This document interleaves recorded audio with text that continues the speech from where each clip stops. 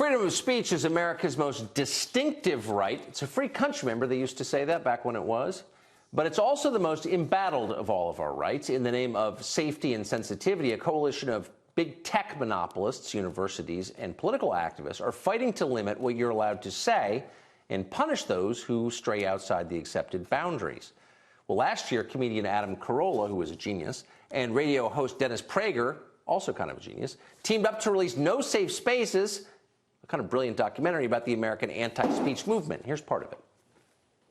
Israel sent me into the Soviet Union when I was 21 years old because I knew Russian and Hebrew, and I was sent in to smuggle out the names of Jews that I would find in the Soviet Union and to smuggle in religious items and so on. And I really experienced what most people in the West have never, ever experienced: life under a totalitarian regime.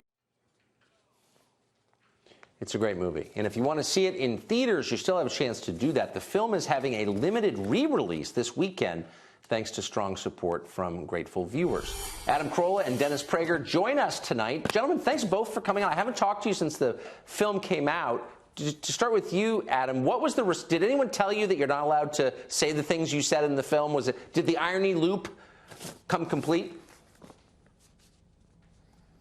It is interesting when people are talking about free speech, but it's free speech that they want to vet and make sure it's okay for them to hear before you can say it. I did notice the clip was all Dennis Prager, by the way, so I'm going to have to get my publicist on this. Yeah.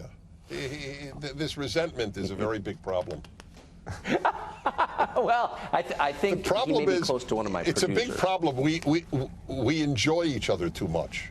We're looking for problems. Yes. Well, we're still in kind of the newlywed phase of our relationship. But even newlyweds, they may sublimate it, but there's usually tension. If you could identify one thing that divides you bitterly, what would it be? He likes gefilte fish, and I wouldn't feed that stuff to my cat. No, you said you did feed it to your cat. I did feed it to my cat. Your cat liked it. I asked you specifically how it went over in the Carolla home. You said the cat loved it. Yes, he gave me a jar of gefilte fish. Yes, I did. By the way, fish isn't supposed to be in jars. Just for your information, it's supposed to be on platters. No. Or it's supposed to be above a fireplace in a hunting lodge. Your aquarium. That's right. Exactly. By the way, this was a danger working with him. Better? Yep.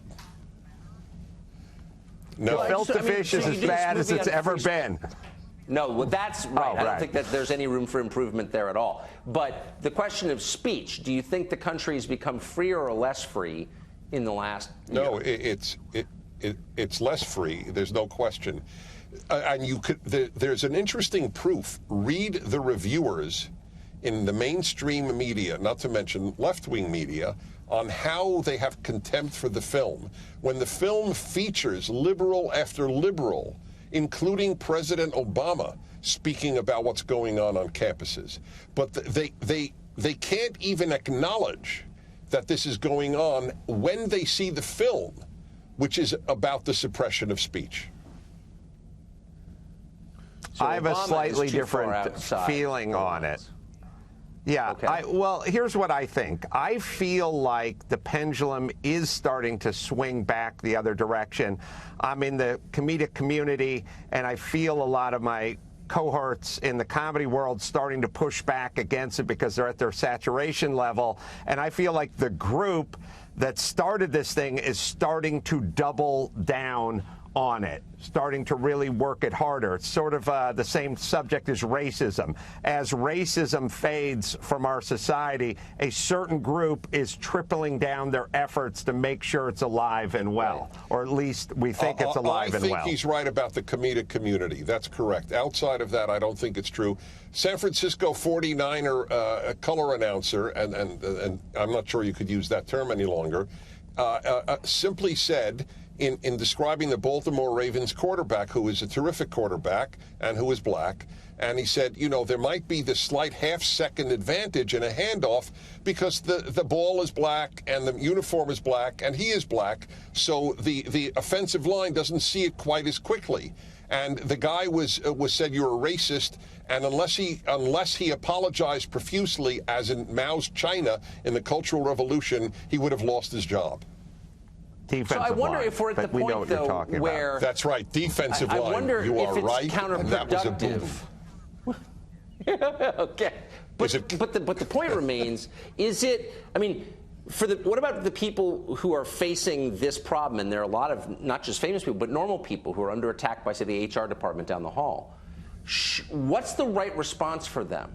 Should they go through the Mao's China routine where they apologize and beg forgiveness, or do they stand on principle? Well, I don't know what Adam's position is on this, but I think, first of all, apologizing means that you think you were wrong. I don't know how people live with themselves when they are right and they publicly announce that they were wrong.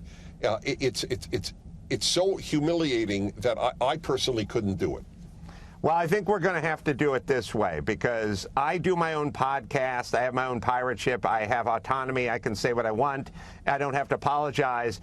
And thus, I'm not asked to apologize because I never apologize. But for guys who do announcers for the 49ers, what are they to do? No, I know. So it's a horrible dilemma. What we have to do is all stop apologizing at the same time, meaning there's one guy with a gun. We just have pool cues, and we all need to charge them at once. If we do it one by one, we'll be taken out one by one. By the way, just let me remind people, because it is a great film, NoSafeSpaces.com, and they can find out where it's playing. And I think they will. Adam, Dennis, great to see you both tonight. Thank you. Thank you.